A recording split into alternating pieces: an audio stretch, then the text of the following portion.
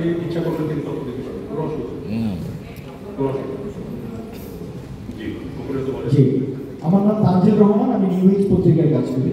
যে একটা দিছি প্রশ্ন ওইটাই ছিল না, যে প্রশ্নটা হচ্ছে যে ওই প্রশ্ন করার আমার নাম সাহস তানজিল, কার? আমি নিউ এজ পত্রিকায় কাজ করি। একটা প্রশ্ন হচ্ছে যে Specific. ভিকটিম ফ্যামিলি থেকে কয়েকদিন ধরে প্রেস কনফারেন্স করে বলা হচ্ছিল যে যারা হত্যা মামলার আসামি, হত্যা মামলায় যারা সাজাপ্রাপ্ত এবং বা যাবজ্জীবন আসামি, তাদেরকে যেন তারা যেন ছাড়া না পায় জেল থেকে, এবং তাদের হচ্ছে কি এই তদন্ত তাহলে প্রক্রিয়া ব্যাহত হতে পারে। তাহলে কমিশনও কি এটা মনে করে কিনা?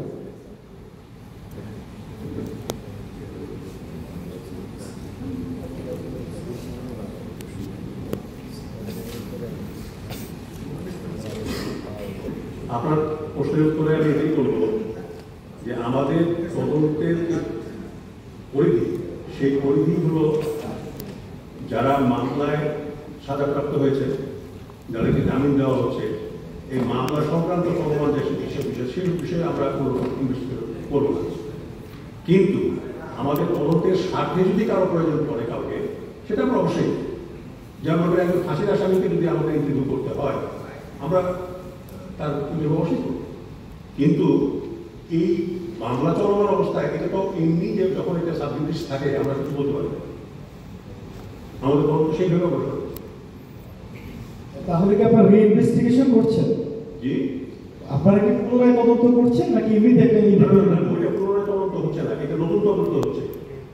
নতুন তদন্ত হচ্ছে, কারণটা হলো যে কমিশনগুলো তদন্ত কমিশন হয়েছিল, যেটা মামলা হয়েছে তার জন্য মামলা করছে সেই কমিটি হয়েছিল, সেইগুলো ব্যাপারে আমরা কোনো হস্তক্ষেপ করবো না।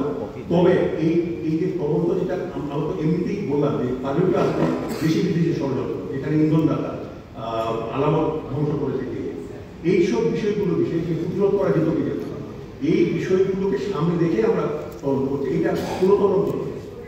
Thank you. Thank you.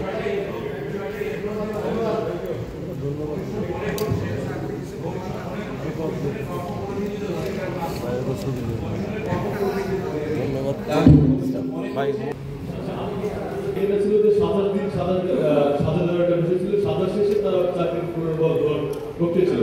কিন্তু শেখ হাসিনার আমলে একটা কালো আইন করে বিডেদেরকে দীর্ঘমেয়াদী সাজার ব্যবস্থা করেছে, যার কারণে তারা দীর্ঘমেয়াদী ১৫-১৬ বছর পর্যন্ত কারাভোগ করেছে।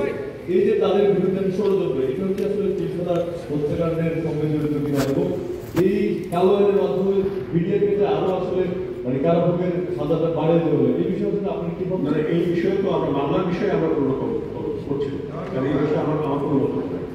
থ্যাংক ইউ সবাইকে ধন্যবাদ। Thank you, thank you. Thank you, thank you, thank you.